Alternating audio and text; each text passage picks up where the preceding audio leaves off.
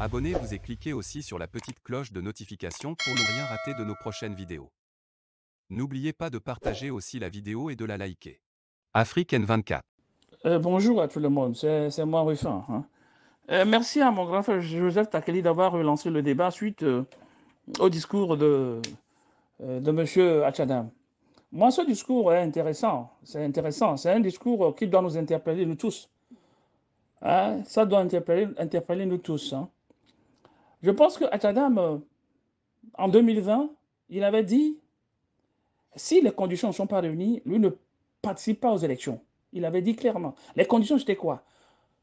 Les trois minimum conditions que l'opposition réclamait, Achadam réclamait, c'était quoi?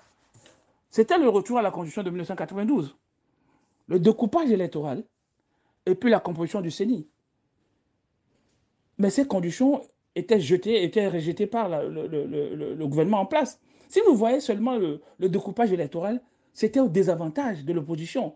Et c'était clair que si l'opposition participait aux élections, elle ne va jamais gagner, comme d'habitude. Comme d'habitude, parce que les conditions, les préalables n'étaient pas réunies. De ce point, Achadam avait déjà refusé que si ces conditions ne sont pas réunies, il ne participe pas. Mais, Podro, la dynamique 2020 a participé à ces élections, bien que les conditions n'étaient pas réunies. Mais soyons sincères, mais ils l'ont gagné aussi. Ils l'ont gagné. Si le LPT Unir veut être sérieux et sincère, ils ont été sérieux et sincères en disant que Agbome a gagné ces élections. Ils l'ont dit, même s'ils ne l'ont pas dit officiellement, ils l'ont dit officieusement qu'ils ont gagné. Mais est-ce que la communauté internationale reconnaît ces élections? Non. C'est parce que les préalables n'étaient pas réunis. Oui. La communauté internationale n'a pas reconnu ces élections, mais quelle erreur nous avons encore faite? Je veux parler de la dynamique 2020. Ils ont formé un gouvernement en exil. Ils ont nommé des ambassadeurs. Mais c'est très absurde. C'est très absurde. Dans le droit international, quand vous êtes en exil, ou soit quand le gouvernement n'est pas en exil n'est pas reconnu, ou soit quand la communauté internationale ne reconnaît pas la victoire d'un opposant, et que cet opposant se met à former un gouvernement en exil, mais le gouvernement national a le droit de le poursuivre. Et raison pour laquelle on poursuit Agbome et son gouvernement. Et dites-moi encore, les ambassadeurs qui sont accrédités dans les pays où ils sont actuellement, est-ce qu'ils ont présenté l'aide de créance dans ces pays-là? Ils ne peuvent pas présenter. C'est parce que ce gouvernement n'est pas connu, n'est pas reconnu. C'est ce que Achadam voulait éviter en disant que si les conditions ne sont pas réunies, on ne participe pas aux élections. C'est ça. Donc, Achadam ne veut pas dire par là, quand il dit d'oublier les élections de 2020, ce n'est pas pour minimiser ou soit pour discréditer la population togolaise. C'est pour leur dire que lui, il savait que ces élections n'aboutiront à rien puisque les conditions n'étaient pas réunies. Ce que l'opposition réclamait depuis des années, l'opposition n'était pas satisfaite pour participer à ces élections. Mais les autres n'ont pas compris. C'est ce qu'ils réitèrent encore aujourd'hui. Vous voyez, c'est ce qu'ils réitèrent encore aujourd'hui.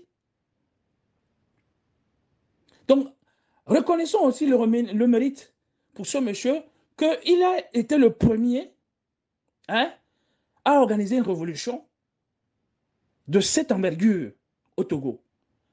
Même si ça n'a pas réussi, ça n'a presque pas réussi, mais il a été aussi quand même le premier à organiser une révolution de cette envergure. Reconnaissons ça pour lui. Mais quand je vois des gens le fustiger de la sorte, vraiment, je suis dessus. L'erreur même, c'est le Togolais. C'est le Togolais lui-même. Achadam le dit indirectement. Mais la victoire, ça s'arrache. La liberté, ça s'arrache. Sortez. Nous sommes capables d'aller arracher notre liberté. Nous sommes capables de faire sauter ce gouvernement. Il le dit. La population est capable. Nous devons sortir au même instant de tous les 4 points du Togo. Et ça va passer dans quelques jours. Et moi, je le dis aussi souvent. Mais nous, on ne le fait pas. Nous n'allons pas chaque fois justifier notre faiblesse, notre lâcheté, par le fait que il y a eu 60 ans, presque 60 ans de dictature, et qui nous a étourdis. Non, ce n'est pas... on ne peut pas justifier notre lâcheté par ce genre de trucs. Non. Puisque nous vivons les conséquences de cette dictature. Nous vivons ça chaque jour. Les augmentations de prix, les arrestations arbitraires, hein, les tueries. Hein. On nous interdit tout. Je ne peux pas citer ici, mais néanmoins, on n'agit pas. Agbéome a gagné les élections, même si les prélèvements n'étaient pas réunis. Il avait gagné. Mais lorsqu'on était venu pour l'arrêter chez lui à la maison, mais est-ce que le peuple togolais qui est parti voter pour lui, est-ce que ce peuple-là l'a défendu? Est-ce que ce peuple souverain qui a voté pour lui, est-ce que ce peuple est sorti de tous les quatre coins du Togo pour dire non à la dictature, pour dire non, on ne prend pas Agbéome? Ils ne sont pas sortis. Ils sont restés le peuple est resté chez lui. La tête sur le mur, comme un lézard.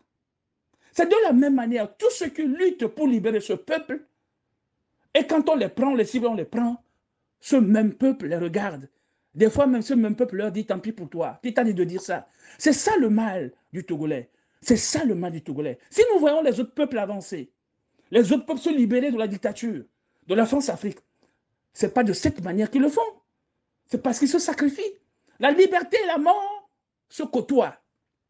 Si nous avons peur de mourir, alors là, restons alors esclaves. Restons alors assujettis. C'est ce que Atchadam nous dit. Personne aujourd'hui n'a le courage de dire au peuple togolais, sortez, parce qu'il aura peur qu'il soit laissé à lui seul et qu'il soit pris et jeté en prison comme les autres. Oui, l'erreur provient de nous-mêmes. C'est notre lâcheté qui nous amène dans cette situation. On ne peut pas investir au Togo, on ne peut rien faire. Alors nos frères sont là au Togo, ils sont là, ils n'ont pas de travail, ils ont fait des études, ils ne trouvent pas du travail, mais ils nous demandent à manger, ils nous demandent de l'argent. Tu ne peux même pas envoyer de l'argent pour qu'ils puissent investir. Non, parce que la situation au Togo ne permet pas de créer une société, d'investir. Alors, nous allons vivre ça jusqu'à quand? Jusqu'à quand on va vivre ça? C'est ce que le discours d'Achadam est en train de dire. Je suis désolé pour ceux-là qui pensent que Achadam est en train de minimiser les élections de 2020. Je suis désolé pour ceux-là qui pensent que Achadam est en train de discréditer la population togolaise. Non, Achadam dit exactement ce que nous sommes. La balle est dans notre camp. Personne ne viendra de la Côte d'Ivoire, de la Guinée, du Mali pour sauver le Togo. Personne. Personne. Ce que nous vivons, je pense qu'on a assez vécu de mal pour qu'on puisse sortir et libérer ce pays. À chaque jour que nous dormons, disons-nous que à chaque jour, ce gouvernement se renforce, la dictature se renforce. C'est ce que je voulais dire. Merci à tout le monde. Likez la vidéo si ce n'est pas déjà fait. Laissez aussi votre point de vue en commentaire.